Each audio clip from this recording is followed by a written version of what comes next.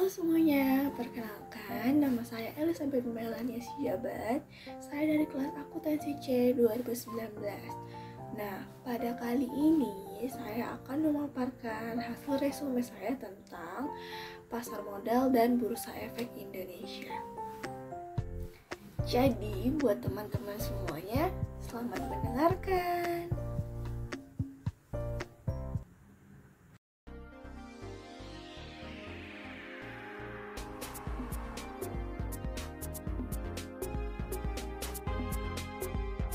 Nah, teman-teman sekalian, pada pasar modal kali ini kita akan membahas 4 pokok penting utamanya. Jadi yang pertama ada investasi di pasar modal, kemudian yang kedua ada efek dan mekanisme perdagangan saham, yang ketiga ada struktur pasar modal Indonesia, dan yang keempat ada acuan kepemilikan sekuritas atau akses. Jadi sekarang kita masuk ke pokok pembahasan yang pertama.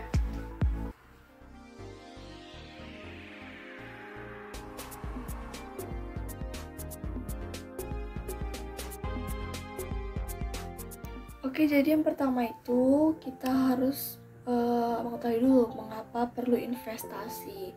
Namun sebelum kita masuk ke pembahasan lebih dalam, kita harus tahu dulu apa arti inflasi. Nah, teman-teman sekalian, inflasi itu sendiri artinya adalah proses meningkatnya harga-harga secara umum dan terus-menerus atau kontinu, atau dengan kata lain merupakan proses menurunnya nilai uang secara terus-menerus. Nah, sekarang kita akan membahas apa itu investasi. Jadi, investasi itu adalah mengelola aset atau harta sehingga aset atau harta tersebut dapat menghasilkan di kemudian hari. Nah, kemudian investasi itu sendiri juga ada pengertiannya di pasar modal. Jadi apa pengertiannya? Jadi investasi di pasar modal itu adalah dengan membeli efek untuk memperoleh keuntungan berupa capital gain dan dividen. Jadi investasi saham itu aset sama dengan saham, kemudian keuntungan sama dengan capital gain dan dividen. Jadi pengertian capital gain itu sendiri itu merupakan selisih harga beli dan harga jual efek. Kemudian dividen itu adalah pembagian keuntungan dari perusahaan kepada pemegang sahamnya. Nah, kemudian di sini kita akan membandingkan tentang menabung versus investasi. Jadi, menabung sama investasi itu memiliki tujuan, potensi risiko, jenis transaksi, dan tempat transaksi yang berbeda. Maka dari itu, kita akan bandingin. Nah, yang pertama dari tujuannya dulu. Tujuan dari investasi itu sendiri adalah memperoleh untung, sementara dari menabung itu tujuannya untuk menyimpan. Kemudian dari potensi resikonya, kalau dari investasi pasti memiliki resiko, sementara dari menabung sudah pasti tidak ada resikonya. Kemudian dari segi jenis transaksi, kalau investasi itu dia jual beli, kalau menabung dia simpan pinjam. Kemudian yang terakhir dari segi tempat transaksinya. Kalau investasi itu dia pasar modal, kalau di menabung itu dia perbankan. Nah, jadi sekarang kita akan bahas apa itu pasar modal. Jadi pasar modal itu sendiri adalah mempertemukan pihak yang membutuhkan dana jangka panjang dengan pihak yang membutuhkan sarana investasi pada produk keuangan seperti saham, obligasi, reksadana, dan lain sebagainya.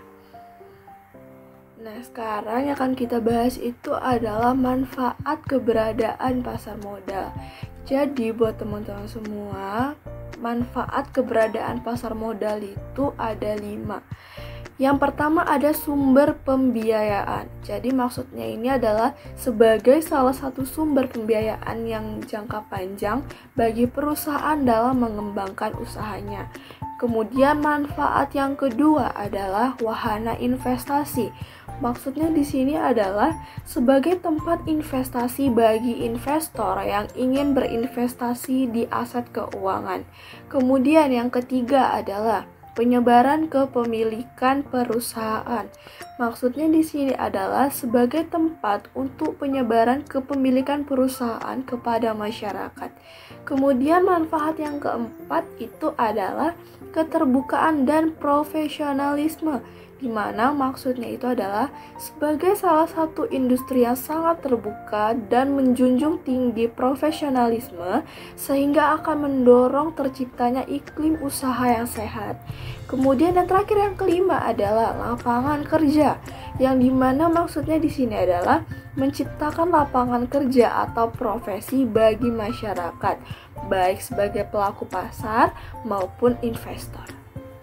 Nah, teman-teman, selanjutnya akan ada 8 langkah investasi di pasar modal. Apa saja 8 langkah tersebut?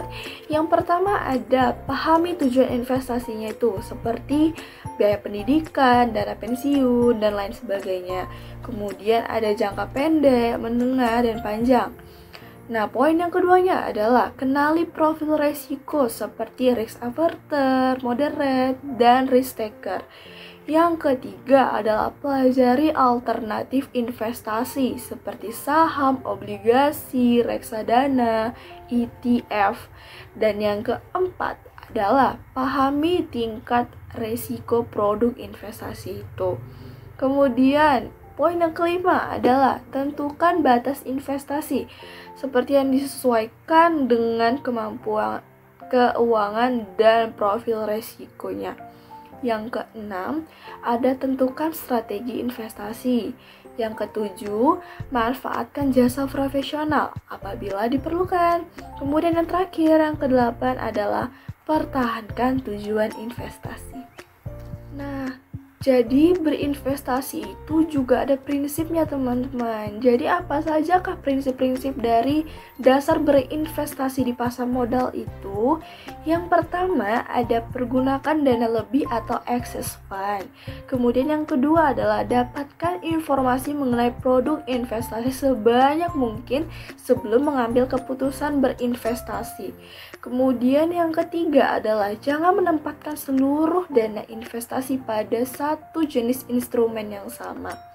Nah, yang keempat adalah kenali perusahaan sekuritas di mana Anda berinvestasi.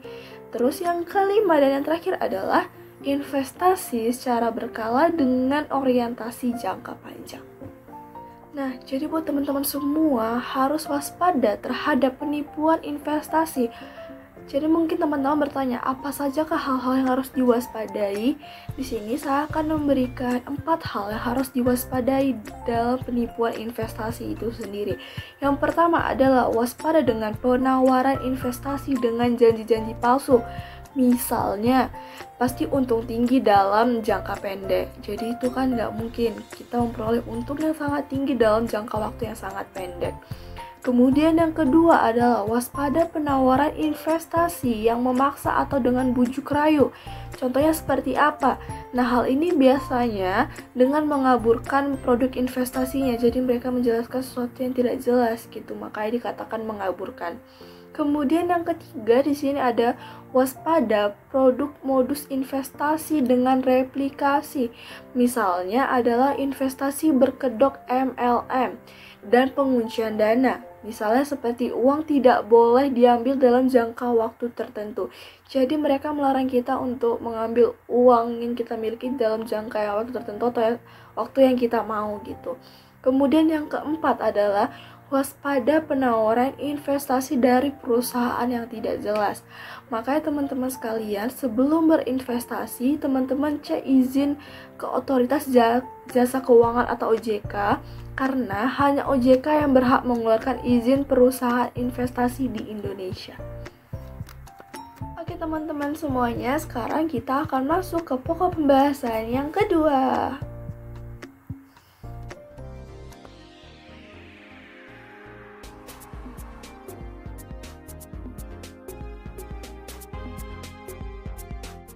Pertama, kita mencari tahu dulu apa itu saham.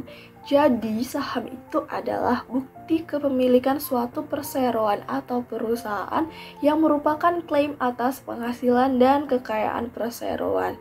Jadi, pembelian saham itu juga ada batas minimalnya, yaitu 1 slot atau 100 lembar saham. Kemudian yang akan kita bahas di sini adalah konsep dasar saham. Jadi teman-teman, di sini saya akan mengilustrasikannya dengan Pak Bambang yang berjualan bakso. Jadi Pak Bambang ini berniat memiliki usaha bakso. Perlu modal sebesar 8 juta rupiah.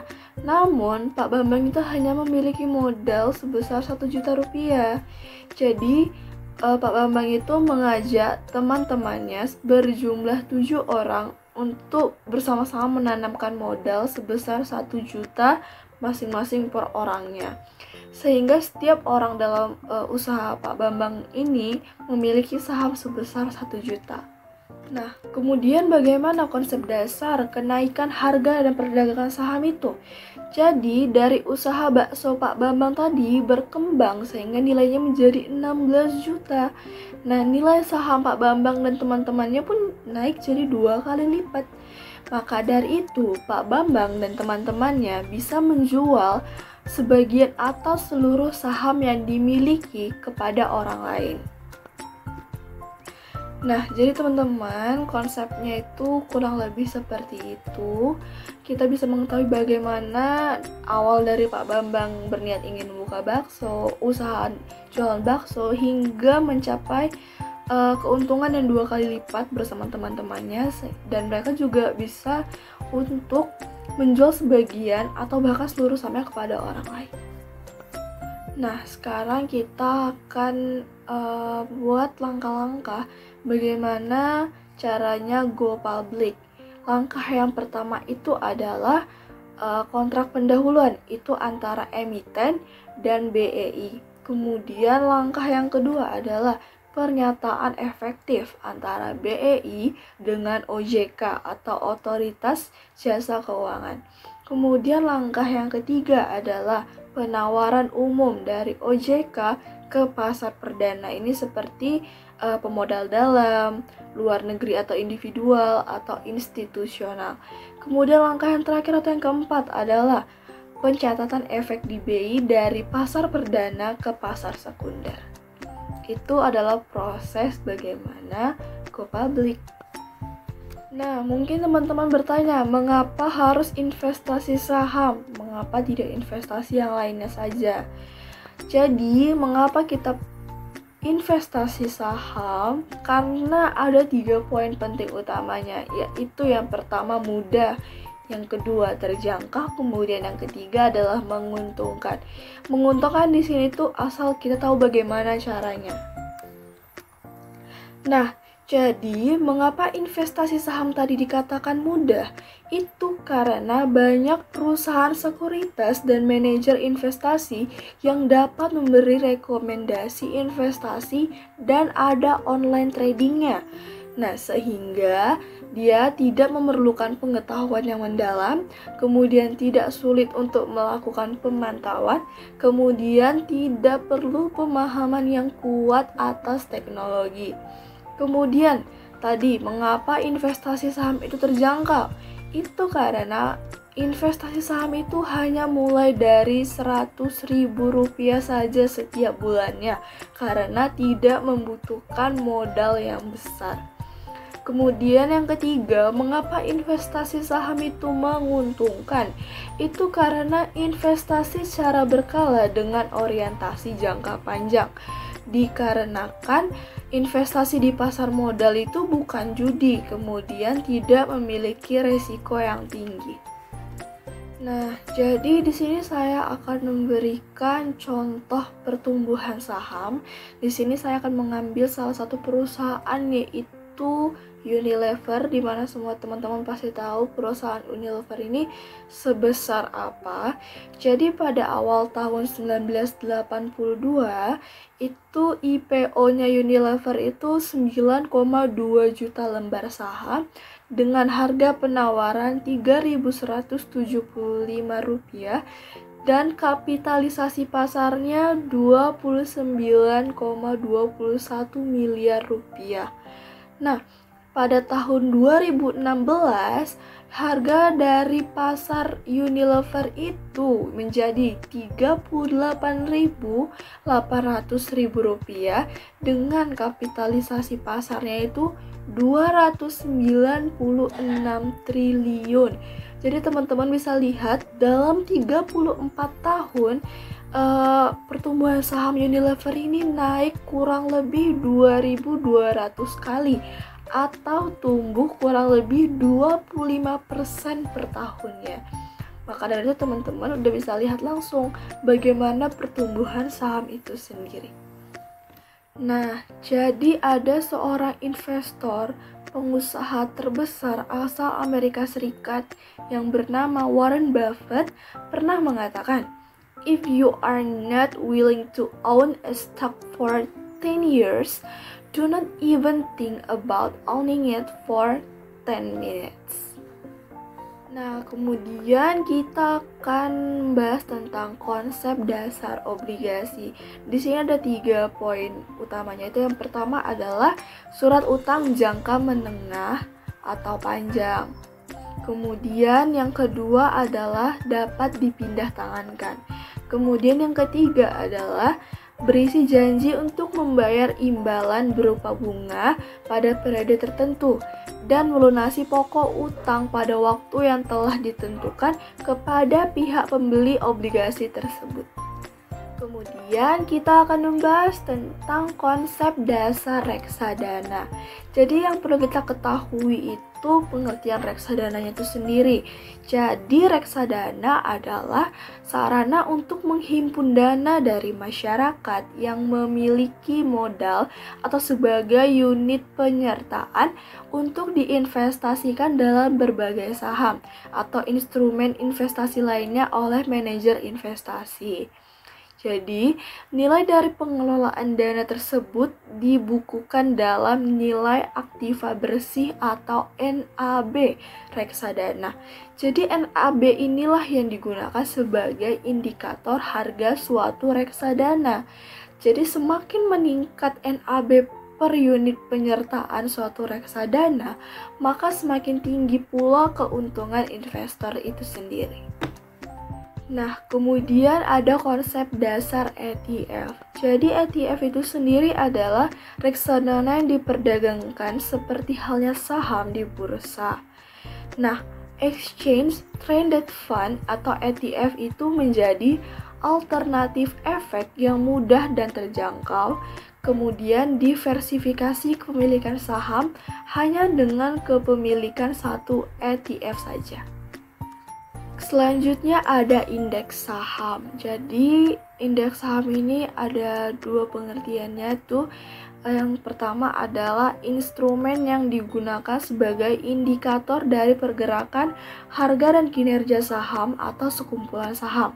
Kemudian yang kedua adalah dapat berbentuk indeks saham individu maupun indeks sekumpulan saham, atau di sini bisa dikatakan sektoral maupun non-sektoral.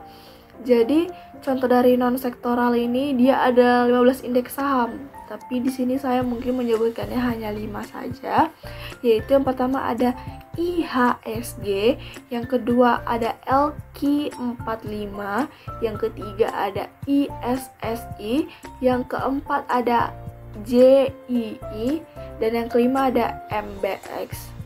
Untuk 10 lainnya mungkin teman-teman sekalian bisa lihat di Google untuk lebih selengkapnya lagi. Kemudian yang sektoral. Di sektoral ini ada 10 indeks sektoral. Di sini saya akan menyebutkan 5 juga ya teman-teman.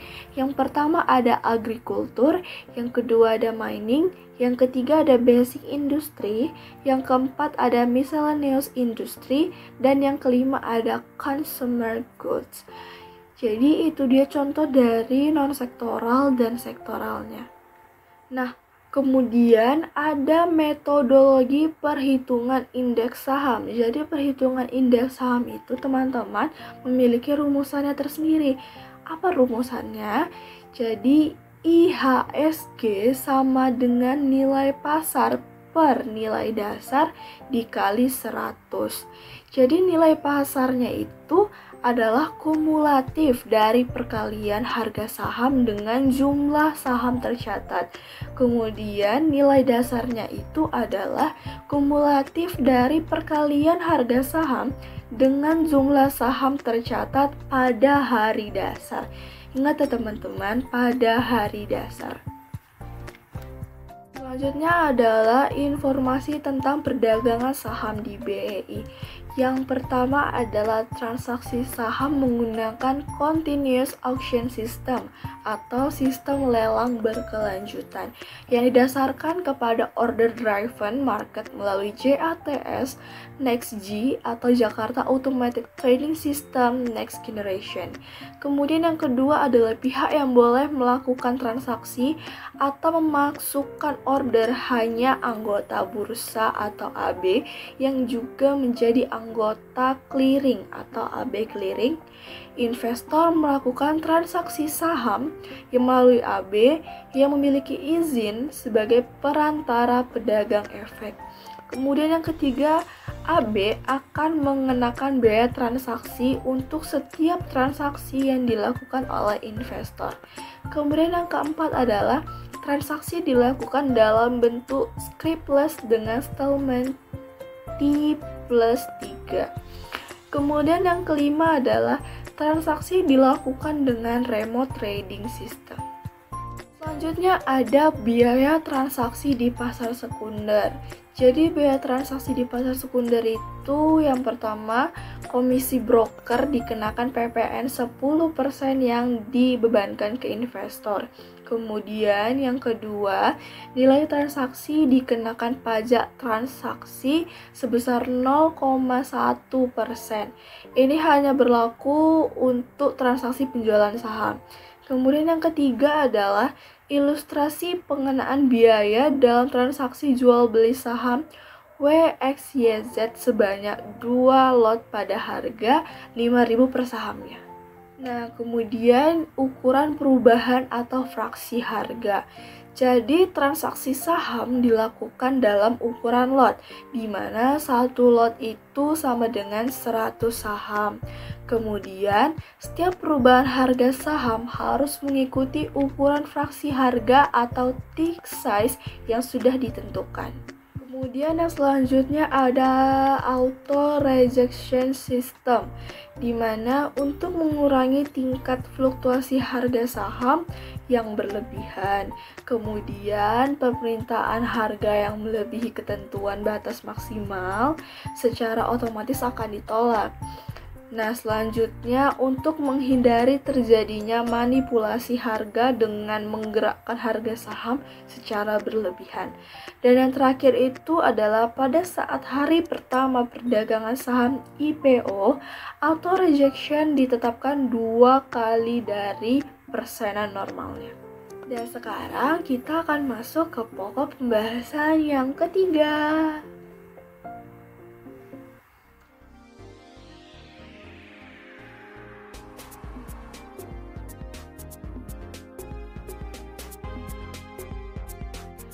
Nah, di sini kita akan membahas tentang OJK atau Otoritas Jasa Keuangan.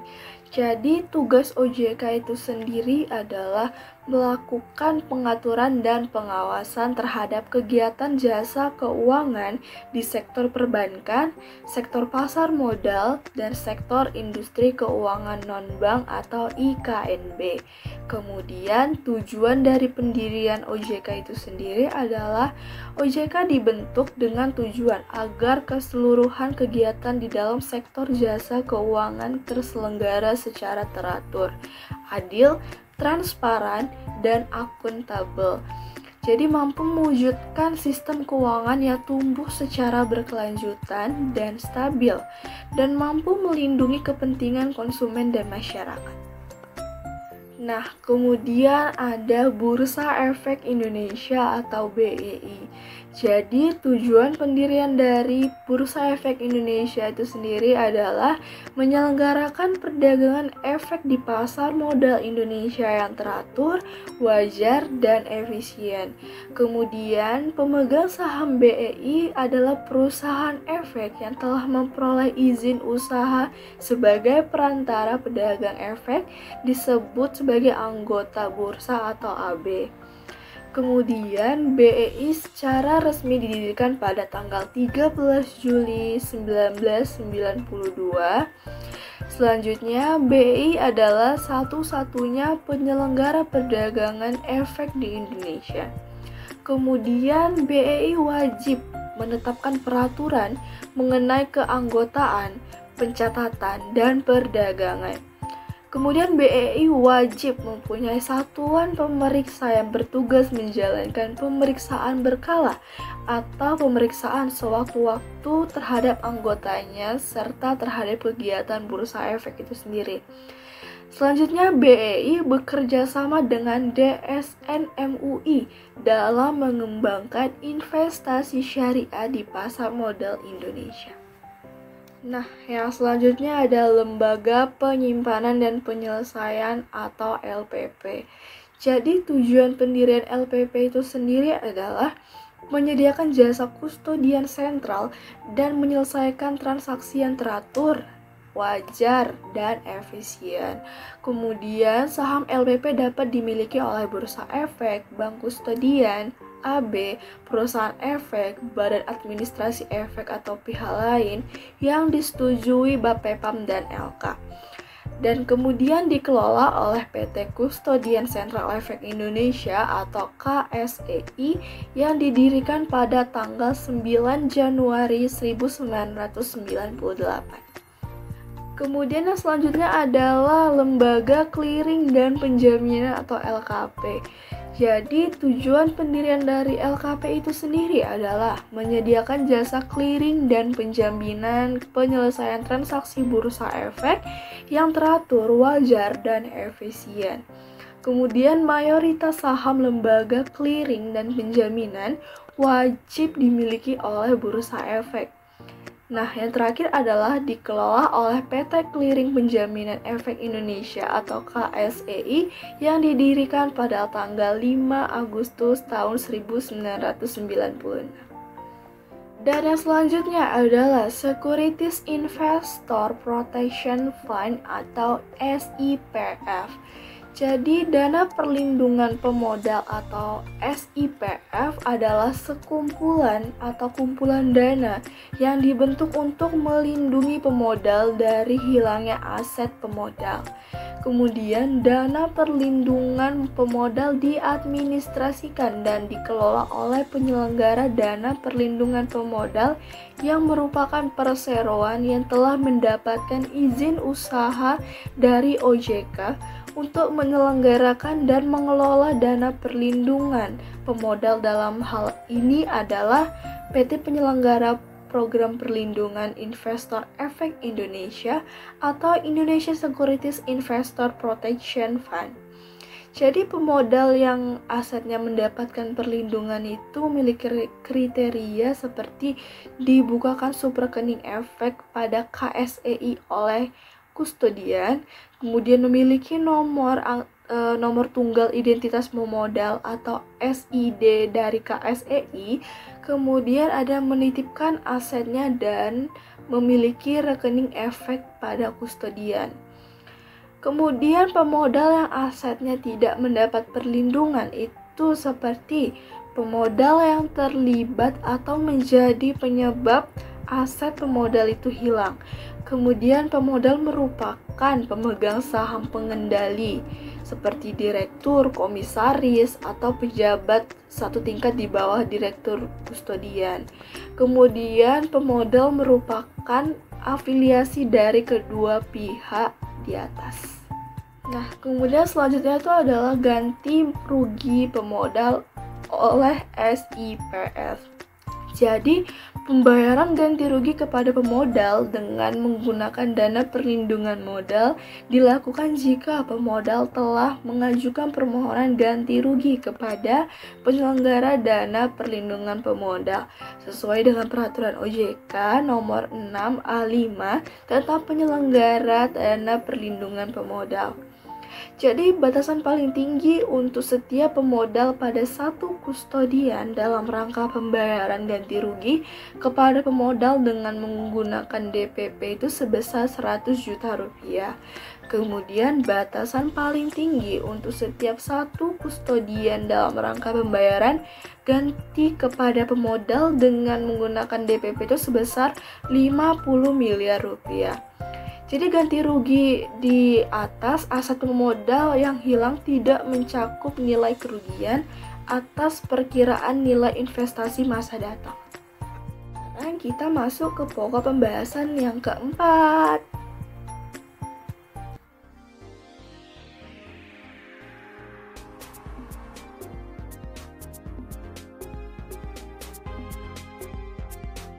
Fasilitas akses itu adalah fasilitas yang diberikan KSEI sebagai perwujudan perlindungan investor agar investor dapat langsung melihat portofolio yang dimilikinya di sistem KSEI.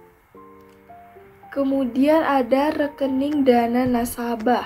Jadi rekening dana nasabah adalah rekening atas nama nasabah yang disimpan di bank yang terpisah dari rekening perusahaan efek. Jadi buat teman-teman semuanya, sekian hasil pemaparan saya tentang Bursa Efek Indonesia dan pasar modal. Saya berharap teman-teman semua dapat memahaminya. Maaf jika ada kesalahan dalam pengucapan kata maupun kesalahan dalam tingkah laku. Saya minta maaf yang sebesar-besarnya. Semoga pemaparan saya ini dapat berguna buat teman-teman sekalian. Terima kasih ya teman-teman telah menyaksikan video ini dari awal sampai akhir. Dan sampai jumpa di lain kesempatan. Bye!